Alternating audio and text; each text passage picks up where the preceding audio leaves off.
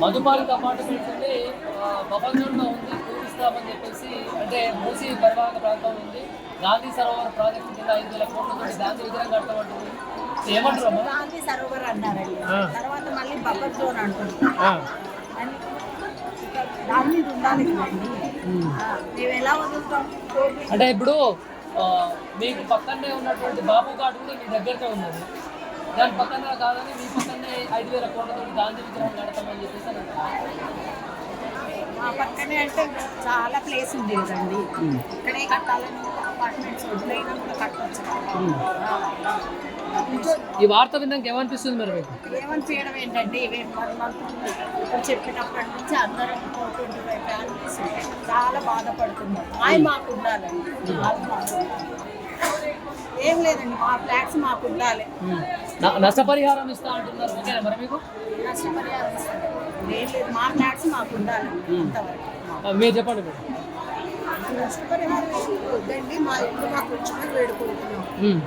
దీని పక్కన స్థలం ఉంది కాబట్టి ఉన్న దాంట్లో చేసుకోమని చెప్తున్నాను. అంటే ఏమీ కాదండి, తిన్నారండి చాలా మంది. అందరం కూడా 2004లోనే బిల్డర్ పర్మిషన్స్కి వెళ్ళాడు, మాకు 2007కి పర్మిషన్స్ వచ్చేసాయి. అప్పట్లో 9 మీటర్సే గవర్నమెంట్. సో మాకు ఎన్ఓసి ఉంది, హాల్ ఎన్విరాన్మెంటల్ పర్మిషన్స్ ఉన్నాయి, అన్ని పర్మిషన్స్ మేము తీసుకునే వచ్చాము. ఇంకా అలాంటప్పుడు మీరు మాటికి బఫర్ జోన్ మార్చేస్తే ఎట్లాగా? అది కరెక్ట్ కాదు. అంటే గతంలో కేసీఆర్ పరిపాలించాడు 10 సంవత్సరాలు, అంతకుముందు వేరే గవర్నమెంట్ ఉన్నది. అప్పుడు ఇలాంటి నోటిఫికేషన్లు కానీ ఇలాంటి ఏమైనా వార్తలు రావడం జరిగిందా? మధుపాలిక అపార్ట్మెంట్ అసలు ఏమీ లేదండి, చాలా ప్రశాంతంగా ఉన్నాం మేము. ఎప్పుడు కూడా ఎలాంటి వార్తలు మేము వెళ్ళలేదు, మమ్మల్ని ఎవరు డిస్టర్బ్ చేయలేదు. ఇప్పుడు ఏంటంటే 15 ఏళ్ళ బట్టి అందరూ ఇక్కడ ఉంటున్నారు, పిల్లలు మేము అందరము అలవాటు పడిపోయాం. అలాంటి ఇంతమంది బాధ పెట్టద్దు అని చెప్తున్నామండి. మీరు చాలా ప్లేస్ ఉంది చుట్టుపక్కల, మేమేమి గవర్నమెంట్ చేసే ప్రాజెక్టు వ్యతిరేకం కాదు, ఎంకరేజ్ చేస్తాం, మా వంతు సహాయం కూడా చేస్తామండి ప్రాజెక్టుకి అని చెప్తున్నారు మా వాళ్ళందరూ కూడా. కాబట్టి ఆలోచించి మీరు కొంచెం పక్కన చేసుకుంటే. అంటే కాంపన్సేషన్ ఇస్తాము, ఖాళీ చేయండి అని కూడా అంటున్నారు, ఏమంటారు మరి? కాంపన్సేషన్ ఓకేనా? మాకు కాంపన్సేషన్ వద్దండి దయచేసి, మాకు మా ఇల్లు కావాలి. మేము వేరే చోట్ల కూడా అన్నీ మేము అమ్మేసి రిటైర్డ్ పెన్షన్స్ ఇక్కడ కట్టుకున్నాము. సో మాకు మా ఇల్లు చాలా పిల్లలంతా ఇక్కడే చదువుతున్నారు, ఇక్కడే పెద్దవాళ్ళు అయ్యారు. సో చాలా అలవాటు పడిపోయాయి ఇక్కడ. నా ఒక్క ఫ్యామిలీ కదా, చాలా మంది ఇక్కడ 500 కుటుంబాలు. అది మీరు వచ్చి సడన్గా ఇట్లా చేస్తే మాకు మా బాధ అయితే మేము చెప్పుకోలేమండి అసలు.